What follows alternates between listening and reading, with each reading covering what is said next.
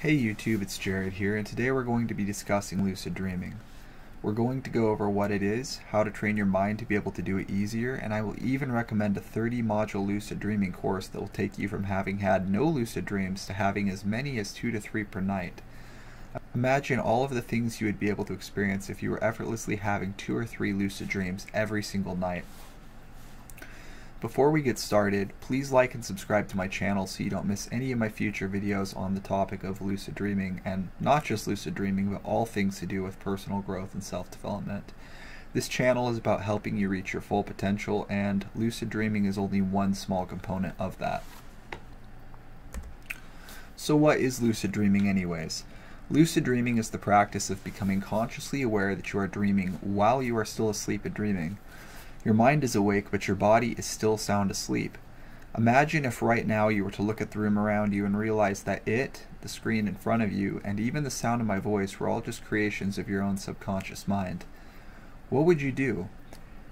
What would you do if you knew that you could go anywhere right now, experience anything you've ever wanted to, and have no legal or physical consequences when you woke up afterwards? When you master the practice of lucid dreaming, your mind becomes your own fully realistic virtual playground, something video games or VR goggles will never be able to match up with. Not only does everything look 100% real, but you can experience every tactile sensation as if you were really there. I can recall my own lucid dreams where I was flying through the air at 100 miles per hour. I could smell the freshness and feel the moisture in the air as the wind blew against my face and body, blowing my hair all over the place. It really is a surreal experience that you have to have for yourself to believe it. So, again I ask, if you were able to have 2 to 3 of these experiences per night, what would you use them to do? Would you storm a dream buffet, chowing down on all your favorite foods without fear of it making you fat? Would you make out with your favorite actor, actress, or musician? Or would you do what I like to do and take to the skies, flying and taking in the surreal beauty of a world created 100% by your own subconscious imagination? The benefits of lucid dreaming are many. The practical benefits of lucid dreaming include the ability to conquer your phobias. For example, you can practice public speaking for a big speech you have to give the night before you give it. When I was younger, I was a bass player in a rock cover band. I used to practice our gigs from time to time the night before we had them, in my lucid dreams. Another benefit would be the ability to express your feelings to someone you never had the chance to, such as a deceased loved one. Even though it's not really them and it's just a projection of your own mind, it still has the same healing effect as if you had actually got a chance to receive closure with them. The possibilities of benefits of lucid dreaming are absolutely endless and are only limited by your own imagination. So the question of the day for you today is, have you ever experienced a lucid dream? And if so, what did you do in it? Post your answers in the comment section below, as I am genuinely looking for more suggestions and ideas of things to try out in my own lucid dreams. So how does one develop this ability? How does one train their mind to become conscious while they are dreaming? The first step is to develop dream recall. If you can't even remember having had a lucid dream, what's the point in even having it? To train yourself to remember your dreams, keeping a dream journal is crucial. Keep a notebook and pen by your bedside, or, well, since it's 2020, if you have a laptop, that would work too. Every time you wake up, keep your eyes closed and think back in your mind to, what was I just dreaming about? Let your dream come back to you piece by piece and reconstruct it start to finish in your mind. This takes practice, but you'll find it becomes easier and even effortless soon enough with consistent practice. Once you have your dream fully remembered, open your eyes and write it down. Later on in the day, when you have more time, go back and highlight all of the people, places, and objects in your dream journal entry so you can easily scan each page and have them be identified at a glance. Trust me, this will make step number 2 that much easier. Step number 2 is to identify your dream signs. These are recurring people, places, and objects that continually pop up in your dreams. These will be different for each individual dreamer, and you will find that they change over the course of time. However, there will always be recurring themes at any given point in your dream life.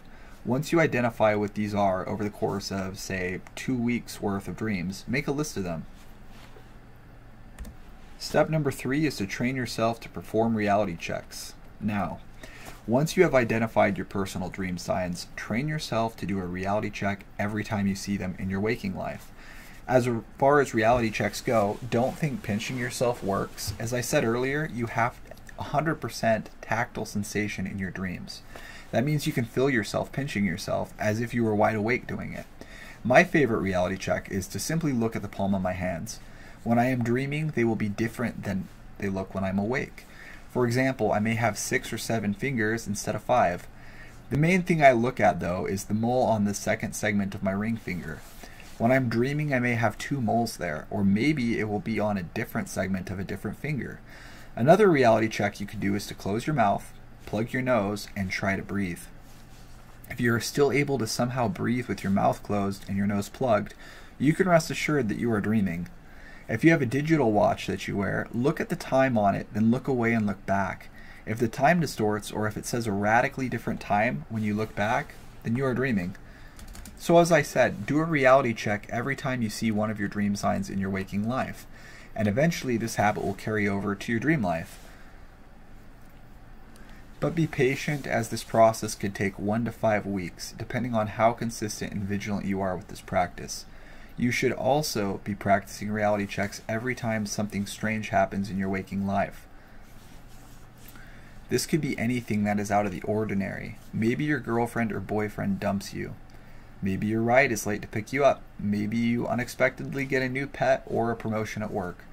Really, anytime anything out of the ordinary, either positive or negative, happens, do a reality check. Last but not least, train yourself to do a reality check every single time you wake up. Believe it or not, we dream of waking up when we are really still asleep way more than people realize. These dreams are called false awakenings because we think we're awake, but we're really still dreaming. False awakenings are ironically the opposite of lucid dreams when you think about it that way. The mild and wild methods of lucid dream induction. Once you have mastered the practice of dream recall and reality checking, you are ready to start the more advanced techniques to amplify your odds of having a lucid dream on any given night. The 2 primary methods are mild, which stands for mnemonic induction of lucid dream, and wild, which stands for wake-induced lucid dream. The mild method requires a strong perspective memory to have good success with. If you are good at remembering to stop and pick up groceries on the way home from work, for example, or remembering to take the trash out when you go out to mow the lawn, this technique would be perfect for you. There is also a way to train your perspective memory to make it stronger, and you can find that in Dr. Stephen LaBerge's book called Exploring the World of Lucid Dreaming. To do the mild technique, when you go to bed, replay the last dream you've remembered in your head from start to finish. But do so while paying close attention to anything that seemed out of place or odd that should have signaled to you that you were dreaming. For example, did your house look drastically different? Did your mom have facial hair? Just pay attention to the odd things in your dream, and then imagine that this time you notice that they are off, and say to yourself, "That's odd, wait a minute, I'm dreaming." Then imagine you go and do whatever it is that you want to do in your next lucid dream. After you play the sequence in your head, repeat the affirmation, "The next time I'm dreaming, when I see something strange, I will become aware that I am dreaming." Repeat this affirmation to yourself in your head as many times as you need to in order to really feel it. After that, repeat the entire sequence. Start over at the beginning of your dream in your memory and repeat. Do this over and over until you fall asleep with the thought, "The next time I am dreaming, when I see something strange, I will become aware that I am dreaming," being the last thing on your mind when you drift off to dreamland.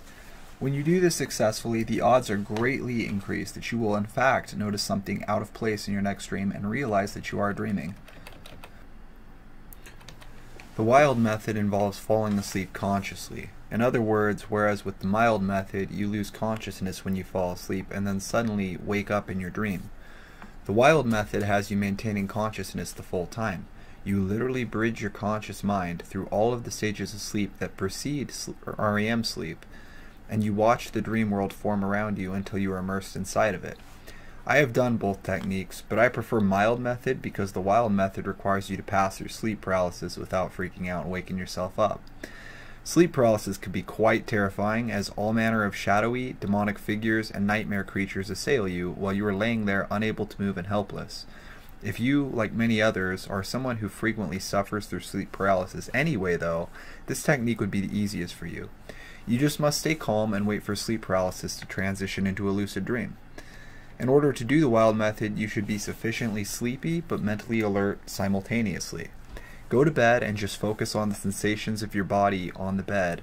Feel the way the sheets caress you and keep your mind locked in on that sensation. Breathe slowly and deeply and fight tooth and nail to keep your mind awake, like a truck driver on the night shift would. Focus on maintaining consciousness as if your life depends on it. When your body is worn out enough and your mind is awake enough, this is much easier to do. Then you will eventually feel your body become heavy and paralyzed. This is perfectly normal and is done by the brain to keep you from acting out your dreams in the physical world while you sleep. In other words, sleepwalking. The only difference is you are normally unconscious when your body reaches this state when you fall asleep. Don't panic. Just relax and close your eyes while you imagine the dream scene that you want to travel into.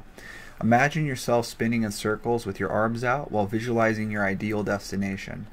Imagine the sensation and really visualize how it would feel to be twirling in circles like you did as a child, until you actually begin to feel yourself lose awareness of your physical body on the bed, and you feel yourself enter the void behind your closed eyelids.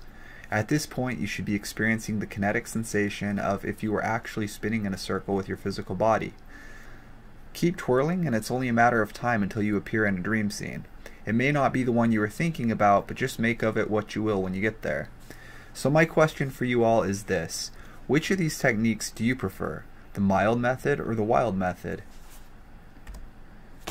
In order to amplify your success with either of these methods by an additional 50 to 60%, you should combine them with the wake back to bed technique. This technique involves setting your alarm clock to wake you up 4 to 6 hours after you've fallen asleep, so your body is not fully rested, but your mind is rested enough. Then you get out of bed and fill your mind with the concept of lucid dreaming by watching videos like the one you're watching right now, or reading other people's lucid dream journal entries. Once 1 hour elapses, go back to bed and practice either technique. This strategy will greatly increase your odds of success with either method, the wild method or the wild method. Do you want to maximize the number of lucid dreams that you have per night? What would you do if you were able to have 2 to 3 lucid dreams every single night? If you are looking to take your lucid dreaming to the maximum level possible and are serious about getting results, you can get access to the World of Lucid Dreaming Academy in the video description below. This course gives you 30 lessons to maximize your abilities as a lucid dreamer, guided meditation audios, and a private forum to socially network with other lucid dreamers just like you, as well as a 24/7 online chat. This program is literally a lucid dreamer's wet dream. Anyways, thank you for watching. If you enjoyed this video, please remember to like and subscribe to my channel so you don't miss any of my helpful guides and tutorials about everything to do with personal growth and self-improvement. Jared out.